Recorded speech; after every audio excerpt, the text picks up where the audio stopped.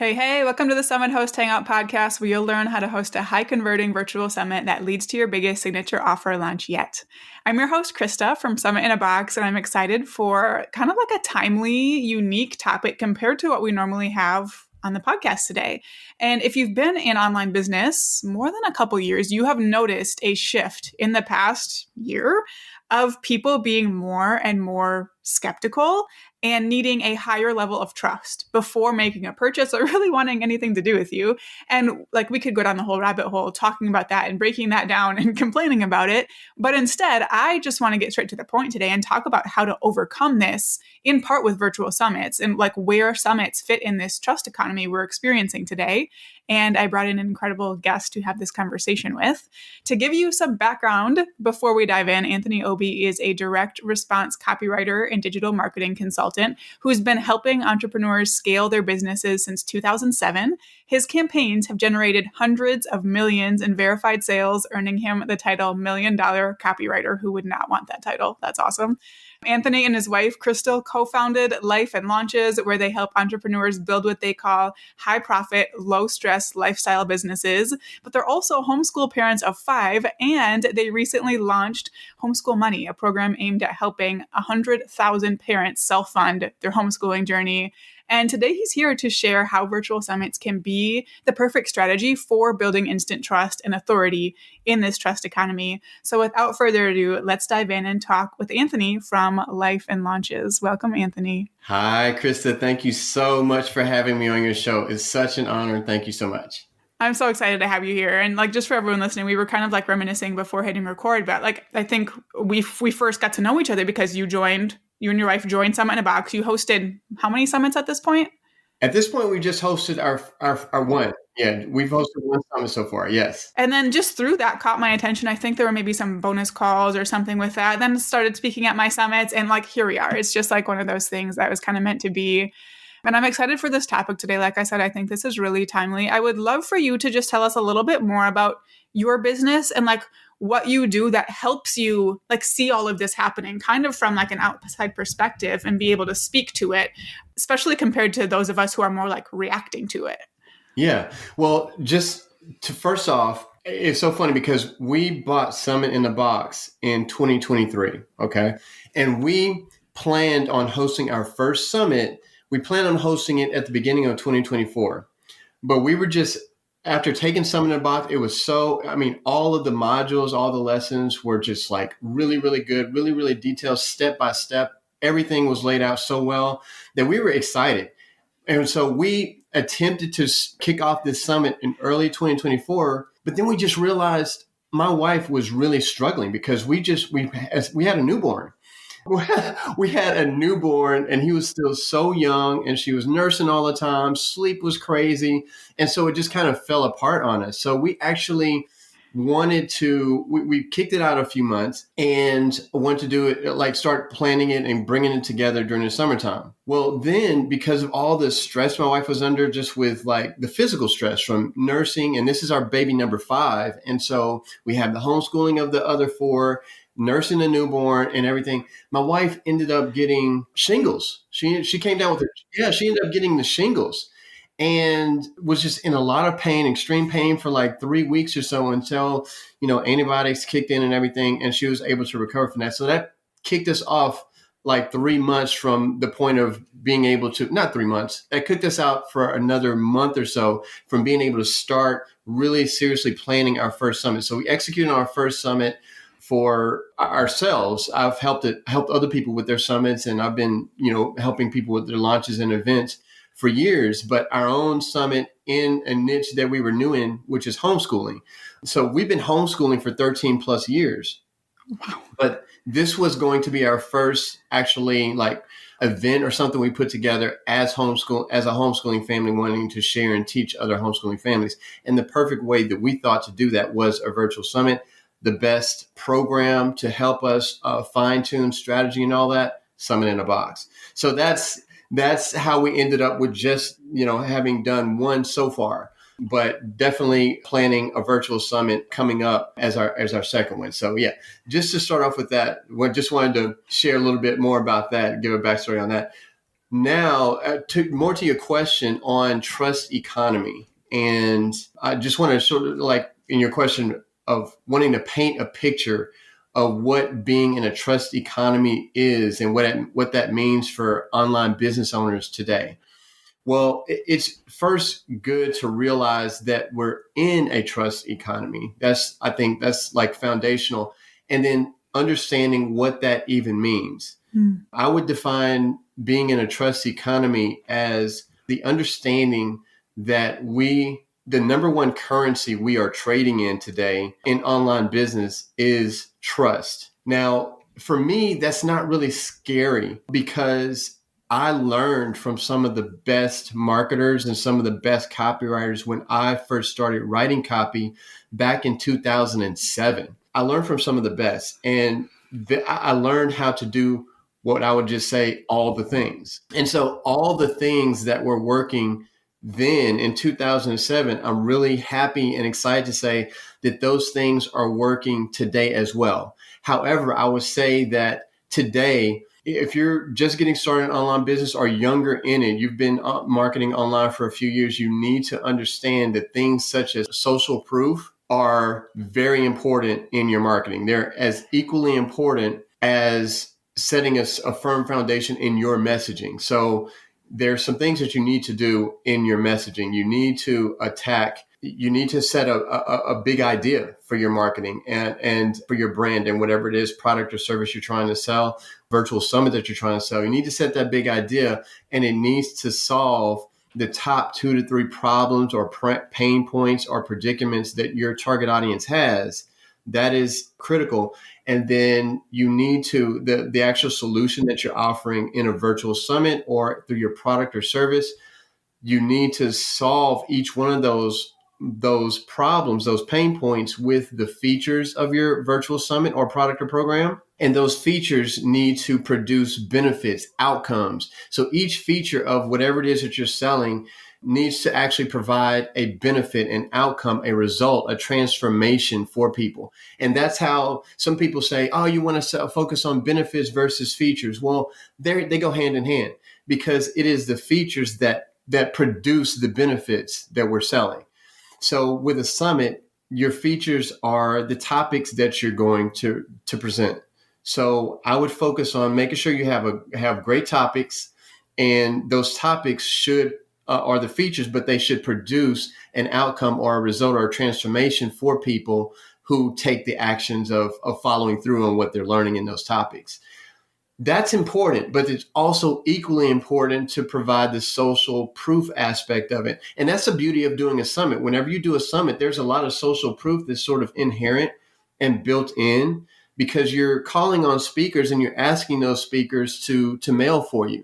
And when they mail for you to their audiences, you're automatically getting social proof, and you are automatically getting sort of a nod like, oh yeah, this person is okay, this person is safe, by the fact that they are mailing for you. And so you gain sort of instant credibility in that regard. So in trust economy, social proof is so important. So peer reviews, case studies, ratings, all of those things are very important in addition to your essential core message, your essential brand and sales message. Thought leadership, being a person who comes from behind the brand.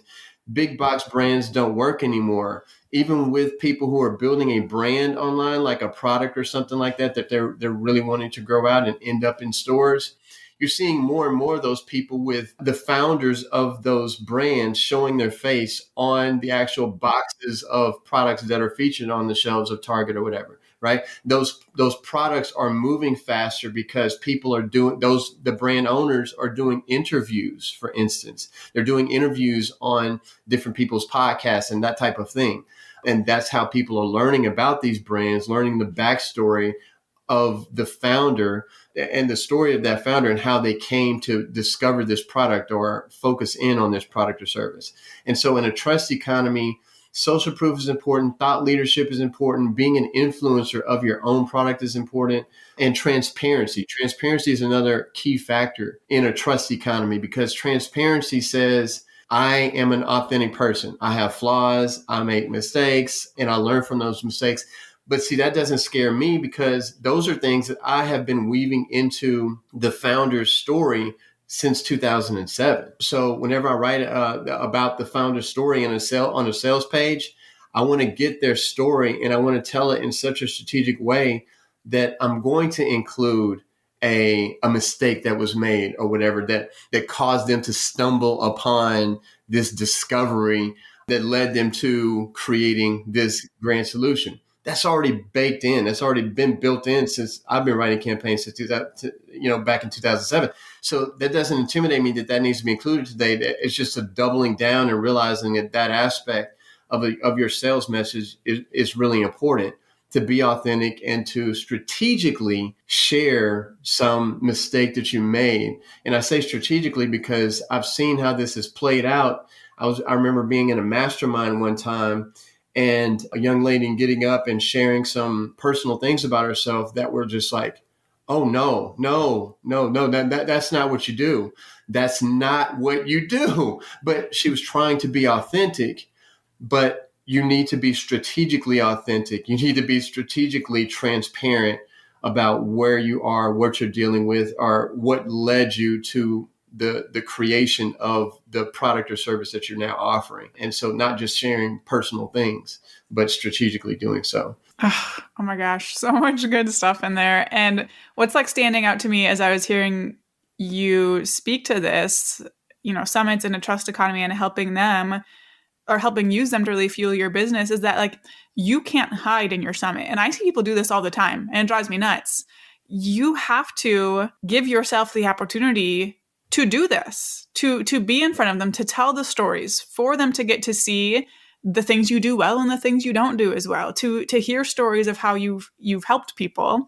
And I can think of places all throughout the summit process you can do this, but I'm thinking like right on the registration page, hey, yeah, have your picture and your strategic bio with, certain pieces of your story, have a video, you have screenshots of what people have said about previous events, all of these things, both, I would assume, and I guess I've seen, get people to not only buy into the summit, right, getting you better results for that upfront part of the funnel in the summit, but that's going to carry through all throughout, where they instantly feel like they know way more about you than they would if you were trying to kind of hide behind this event. And I think that's even more important now with what we're seeing. Yes, absolutely. I think it's so important to your point to strategically just write down. I like working with clients. I work with clients or whatever, independent. I work with people who are, have established businesses as well as folks who are just getting started. They just have a concept. I like to say that I help people go from concept to cash flow. And so whenever I just get to work with somebody who's just getting started in what they're doing, maybe planning a virtual summit or something, or just formulating an idea for a new product or service, I like to take the time to really take it from the top. And whenever I say take it from the top, let's think through yourself. Before you think about your product or service, let's think through yourself, your personality, your likes and dislikes, your core values, and what makes you, what drives you, what motivates you. And that's what I'm trying to get at whenever I look at a person's core, want to pull out and extract content about a person's core values, is because whatever drives you, you have an opportunity at the beginning to build the type of business that you really love yourself, one that energizes you. So you don't want to build your business by attracting people who are misaligned with core values, who don't value the same sort of things that you do. And so if you value family time and family in general, like write that down as a core value and then strategically include that in your story, telling the story, or at least some element of the story of that in your messaging on your virtual summit page. So when we did our homeschool summit, first of all, we did a homeschool summit because one of our top 3 core values, our number 2 core value is family. And so what excites me even more than writing campaigns for other people is talking to people who approach their business ownership from hey, I want to do this to build a family business, or I want to do this to build a sort of lifestyle business that allows me to have more time with their family. So I think in a trust economy, that's the deeper dive. It's not just, hey, I want to build a sales funnel. It is, hey, I want to build a lifestyle sales funnel that allows me to be able to spend more time on my core values. And for us, that's family. That's maybe time volunteering. There's a sort of ministry. We're a Christian, so there's a ministry that I want to really focus more time and attention on.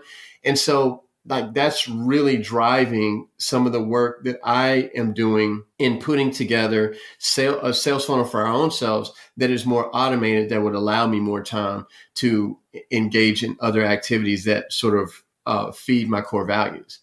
So it's really important to incorporate core values and your own personality into your brand, or whatever that brand may be. It can be as simple as the colors that you choose for your brand. What's your favorite color? Why would you choose blue if your favorite color is purple?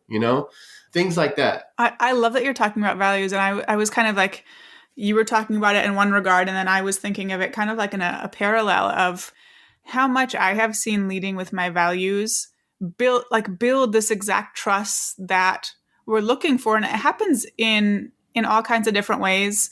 Like, I know for a fact when I lead with my faith, people who feel that way as well, who believe the same things I do, they love that. They feel safe and welcome, and they want to like be in my bubble and be supportive. And they have that trust, right? That trust is already there. And I think it goes another way, because like there are other values I have around like inclusion and diversity and things like that. And people who don't believe that, that's one where I draw a line. Like, if you don't believe those things, it's not a good idea for you to be here. And I think that creates a layer of trust with the people who do belong there, because then they also know the community is safe. So there's like a deeper trust with like me as the leader. And then there's more safety in the community, which I think just helps all this trust like flourish inside of it. It just like does really great things. So I'm glad that you brought up values, because I think we just like touched on 3 different ways in your business and in your life that is beneficial. Like, it's just going to feel good to you, and it builds so much trust in every layer of your community, whether people just found you for the first time or, are in your space, knowing that it's safe for them to be there. I think that's a really important thing to think about. Absolutely. Okay. I love this. Yeah, and that's one of the things I love about your brand, and Crystal and I both appreciate about your brand, is that you have flown the flag on your faith, but then you also value inclusion. And so we really appreciate that about your brand, that you share that, because your business is a platform and an opportunity for you to build a better world the way that you see that it can become a better world. And so you're doing that through your brand, and I appreciate that. And there's actually like, we can tie this into summits too. Like, you can be like more low key, or like it can be a part of your messaging or not, or it can be in your bio or not. And something I've actually done with values, or I'm like, I have this value, I really strongly believe this. It doesn't actually fit perfectly with my summit.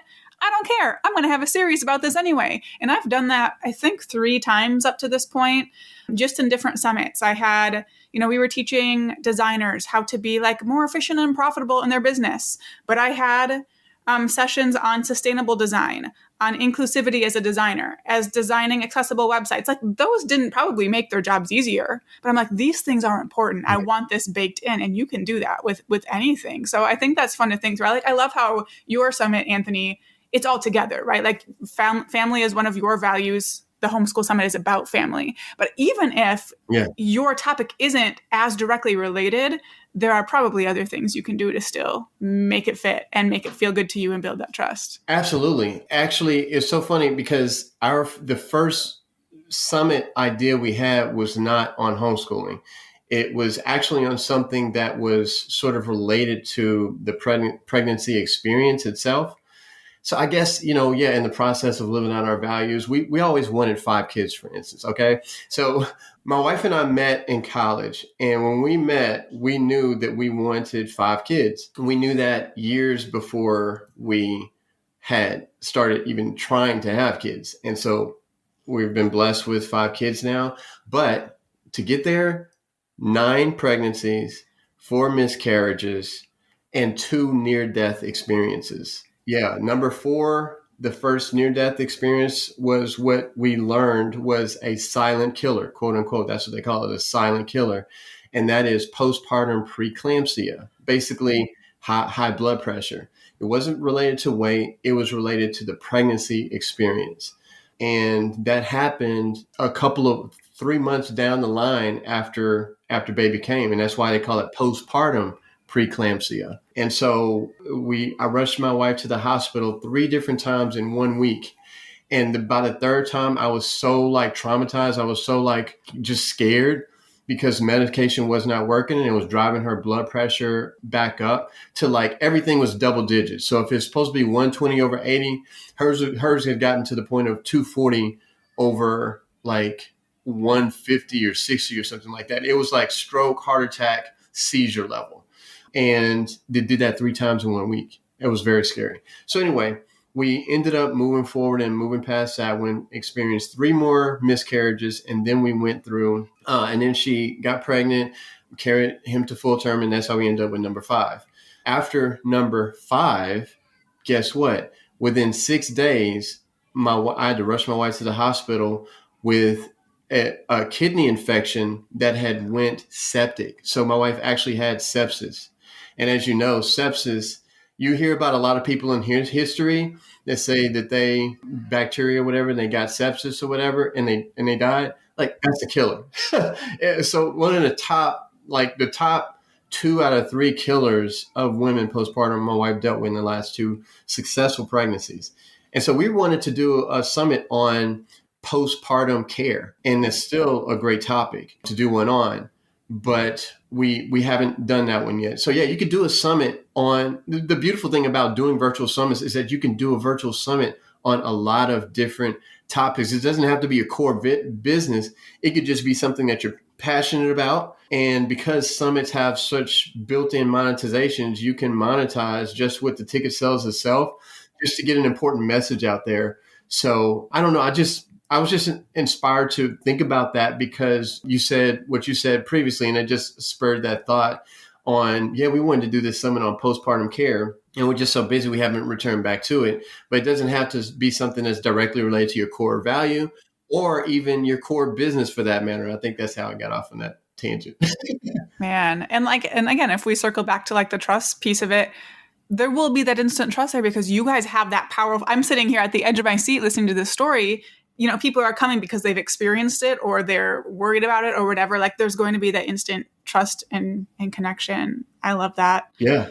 I guess one other thing I kind of want to circle around to when it comes to virtual summits in a trust economy is like, do you have any thoughts on how the balance of like giving value versus selling works when this is our focus, right? Because most of us, like, yes, we can totally host summits in this left field topic that does not relate to our business. I've thought about it, but most people are probably hosting them to grow their business. So how do we find that balance right now? Yeah, that's a great question. Giving high value, but also not cannibalizing yourself so much in what you're giving in your summit so that you cannibalize your ability to sell. So important.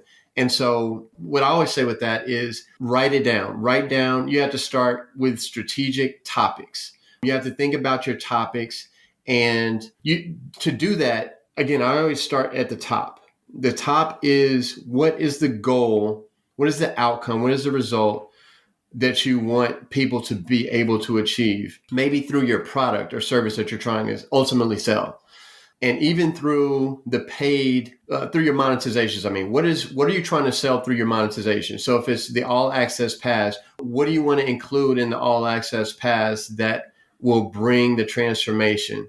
If you're trying to sell all access pass and sell something, launch something on the back end, a mastermind or a course or a product of some sort or a one-on-one service, think about what the outcome of that is and then work backwards from there by starting with the 3 pain points. I always start with everything with the same way.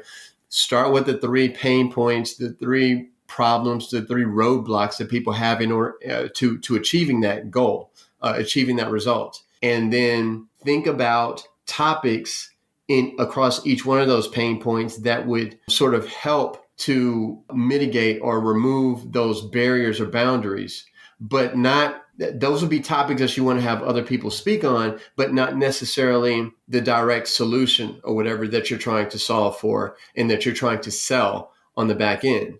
And so that's kind of how we rolled out the thought process of how and who we wanted to invite to speak with ours, is just thinking about what problem we're trying to solve, number one. Number two, what are the problems that people will have on their path towards successful homeschooling?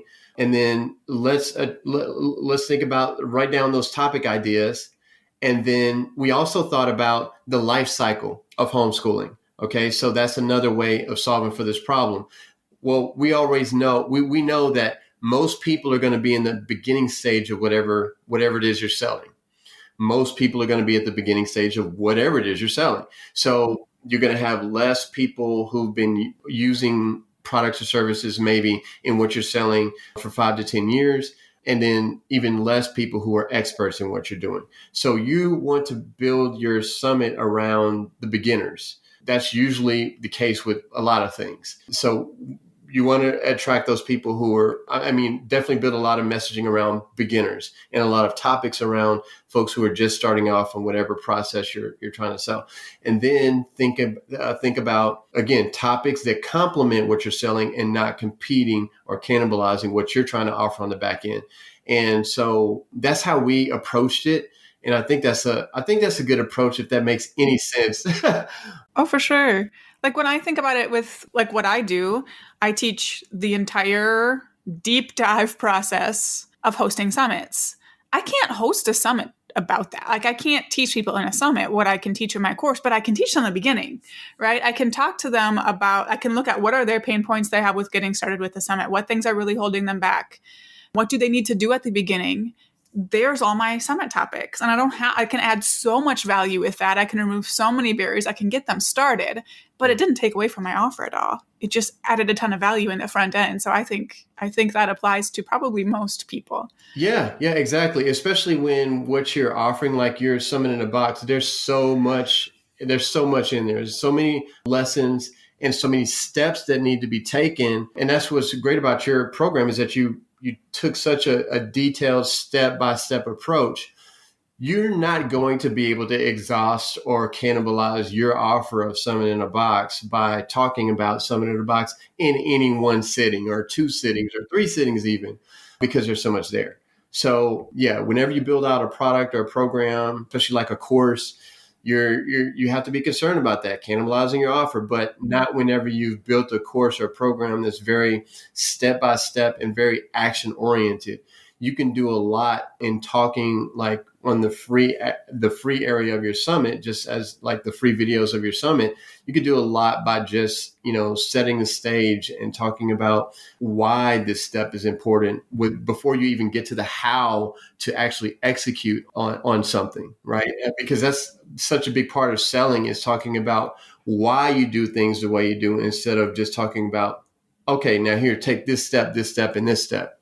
This step, and this step 1, 2, and 3, that's for the course. That's what you're trying to sell. The why you chose to take the approach you took, that's the giving the value part. I love this. And I hope this is like helpful for those of you listening to be thinking about how doing that, like how giving them these steps at the beginning of the process are both adding a ton of value, leading to the sale, and building trust all at the same time. I think it's just kind of a different way of thinking about the strategies that we're used to being fed for the sake of making money. Like, let's put a little heart and a little care behind it. Remember that there's people on the other side of this, and it all meshes together well. It just is a different way of thinking about it, worrying less about the sale and more about the impact, and then the good things happen when it all comes together. Yeah. So, man, thank you so much for all of this. I feel like there are just like so many ways my brain even wants to go right now to just start brainstorming how I could do this even better. So thank you for that inspiration. Anthony, I would love for you to share where people can go to learn more about you, what you offer, what they should grab to get started in your world, anything you want to share. Oh, yeah. Well, thank you. To learn more about me or to maybe get help with campaign that you have coming up, just visit lifeandlaunches.com. We have free stuff there. Our latest free video series is called Launching and Selling Online. That coordinates with a book that we're releasing called Profits on Autopilot. So just go to lifeandlaunches.com and navigate your way to our store, lifeandlaunches.com/store, and you will see the Launching and Selling Online free 8-part video course, plus a one sheet that sort of gives you all the 5 essential steps you'll need to building out your sales system. And I would just like to add that we just recently launched the Homeschool Money podcast, newsletter, and course. And that's something that is special to us because there's not really been a resource like it in the homeschooling space. So this is all about personal finance, but also free money sources that are available to homeschooling families to help you with your homeschooling journey, as well as the best sort of work from home and business opportunities that are strategically chosen for homeschooling families who want to spend more time building their building into their children's lives, but also make some money and income on the side as well. And so the Homeschool Money podcast, check that out on iTunes or Spotify or wherever you listen to your podcasts. I love that. Thank you so much. We'll link to all that in the show notes. As a homeschool mom, I'm excited to check that out as well. And thank you so much, everyone, for tuning in. For show notes, for the resources Anthony just mentioned, go ahead and head to the link in the episode description wherever you're listening. We'll have it all for you in the show notes. For now, go out and take action to plan, strategize, and launch your high converting virtual summit.